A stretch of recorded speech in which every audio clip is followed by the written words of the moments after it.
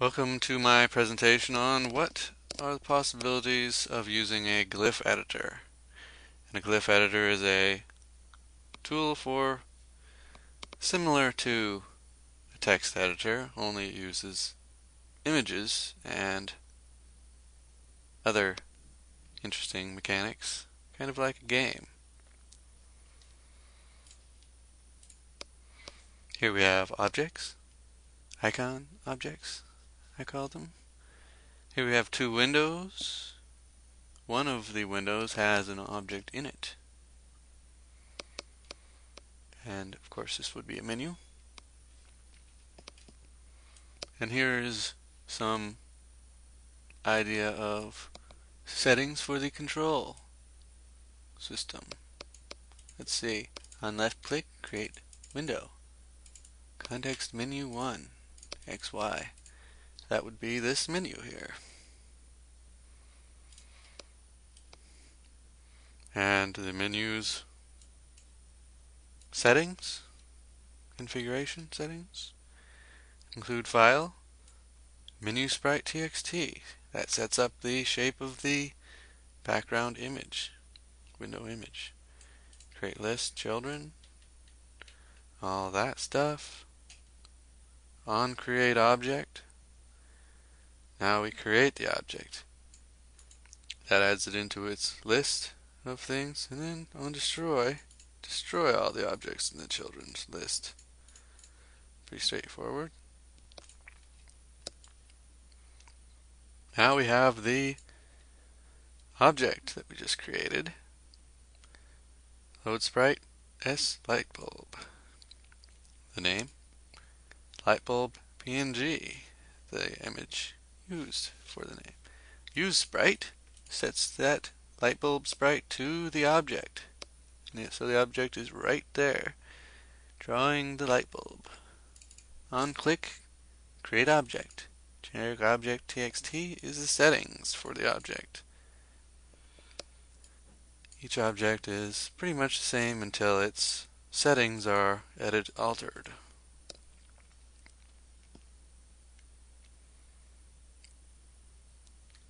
And this one just creates a completely generic object. Let's see. Here's some window settings. Set color 1, set color 2, draw a rectangle. There's the position of the window, the size of the window, all that good stuff. Create a sprite out of the rectangle that we just drew, and then use the sprite. So our whatever generic sort of window that is. Next we have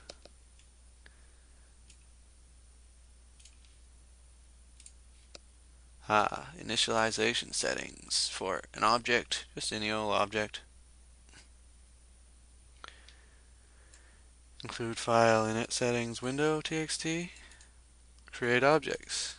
I'm not going to explain all that. So it basically creates different objects that represent the initialization settings of some object. Here we have the settings for this window here. Create list, the name, add certain things to the list. Once you come to another command, it goes to the next command. Pretty simple and straightforward. A single quote is a string, and a pound symbol is a number. Let's see. Yes, here's the window for the current sprite setting. WND, INI, PNG. Includes the window background, creates objects, file display image settings, add a position. That would be this. Is its own object. If it's clicked, it will alter the name of the image, or alter the image used. There's positions, not totally done on that. Creates an object, change image. Don't draw image, change image, load image. Pretty straightforward.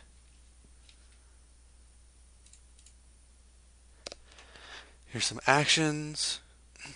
You hover your mouse over the cute little icon for add to list. Drag it over, drop it into your initial settings, and it will do something similar to the list creation text in the notepad file. And you can do that with all kinds of different things. And the actions window is also created in settings in a notepad program file, or whatever text file system you might want to use. So why use a glyph editor instead of a regular text editor for programming? Well, you could use a red image to determine the value for red. Who knows? You can drag icons from one window to another. Drop it into your programming window, and you have set the frog leg color. You don't have to read it. You just know it's green. Here's a little teddy bear that represents a function. And it's probably going to be a sort of a pinkish color. There's the dimension size icon.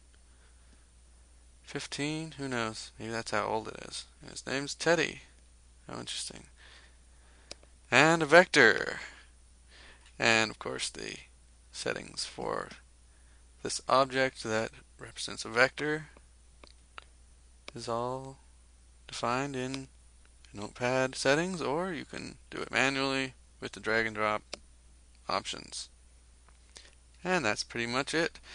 Well, you can also create your own custom variables and create your own custom actions, which could, hey, you could probably create a game in this system. Who knows? And that is the basics of the glyph editor. Thank you for watching.